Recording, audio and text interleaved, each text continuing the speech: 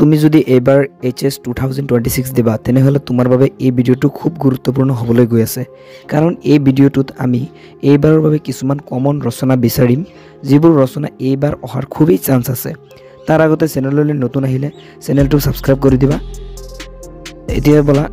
common ৰচনাবিলাক চাই লও number 1 তোমাৰ প্ৰিয় সাহিত্যিক এই ৰচনাটো বহুবাৰ ৰিপিট হৈ থাকে সেইবাবে এইবাৰো এই ৰচনাটো ৰিপিট হোৱাৰ খুব চান্স আছে তোমালোকে ভালকৈ চাই থৈ দিবা Number 2 মানৱ সমাজলৈ বিজ্ঞানৰ অৱদান এই ৰচনাটো তোমালোকৰ বাবে খুব ইম্পৰ্টেন্ট আছে সো এই ৰচনাটো তোমালোকে ভালকৈ চাবা Number 3 অসমৰ বানপানী Number 4 পৰিৱেশ প্ৰদূষণ আৰু ইয়াৰ নিয়ন্ত্ৰণ Number 5 দূৰদৰ্শন Number 6 অসমৰ প্ৰাকৃতিক সম্পদ Number 7 অসমৰ কুটিৰ শিল্প সো এইখিনি ৰচনা চালে তোমালোকৰ 100% কমন পৰিব বুলি আশা ৰাখিছো সো ভিডিওটো ইনফৰমেটিভ লাগিলে এটা ভাল চাই কমেন্ট কৰি দিবা থ্যাঙ্কস ফৰ ওয়াচিং